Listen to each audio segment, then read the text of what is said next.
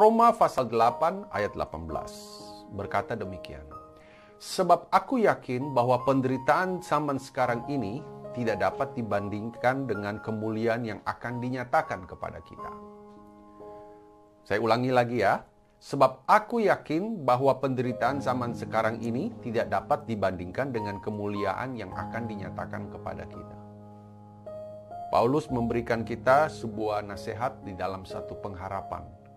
Bahwa zaman sekarang ini yang dalam situasi penderitaan, bahwa ada kemuliaan yang akan dinyatakan kepada kita. Ada sesuatu besar, ada hal yang mau Tuhan kerjakan di balik penderitaan saat ini. Kita tahu sendiri mengenai situasi bangsa ini maupun seluruh dunia yang sedang mengalami COVID-19. Situasi ini membuat semua keadaan orang berpikir keras. Situasi ini membuat akhirnya banyak orang kemudian mengalami pemutusan kerja. Situasi ini membuat orang juga menjadi stres bahkan juga panik.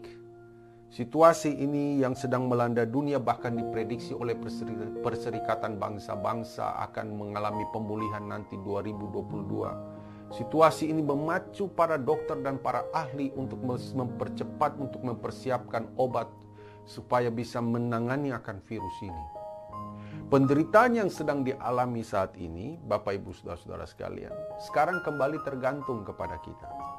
Saya memiliki 2 koin ini. Dan saya menggambarkan dengan judul jurnal saya adalah mana yang lebih besar. Ketika koin ini saya taruhkan begini Bapak Ibu, kecil saja. Tapi ketika koin ini saya rapatkan di sini, itu sampai menutup mata saya. Saya ibaratkan koin ini adalah sebuah masalah. Ketika masalah ini berada dalam hidup kita, di depan mata kita, kita lihat bahwa koin ini menjadi besar dan menutup mata kita. Masalah itu jadi besar dan menutup mata kita. Nggak bisa lihat apa-apa.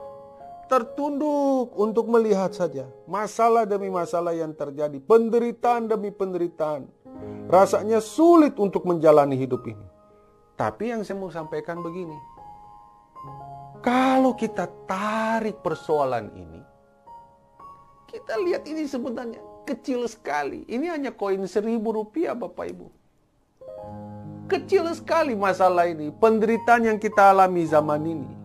Kalau kita tarik ini, kita akan, wah ini gampang ini. Mudah ini kita selesaikan. Begini Bapak Ibu Saudara-saudara sekalian. Kalau masalah itu lebih besar, maka Tuhan itu menjadi lebih kecil. Tapi kalau Tuhannya yang lebih besar, maka masalah itu akan menjadi kecil. Saya ulang ya. Kalau masalah itu jadi besar, Tuhan jadi kecil karena kita nggak bisa lihat apa-apa. Tapi kalau Tuhan yang lebih besar, kita libatkan Tuhan, masalah ini nggak ada apa-apanya. Bukankah juga ada firman Tuhan yang berkata segala perkara dapat kutanggung di dalam Dia yang memberikan kekuatan kepadaku? Ayub sendiri berkata begini dalam Ayub 42, pasal 42. Itu kan pasal-pasal terakhir.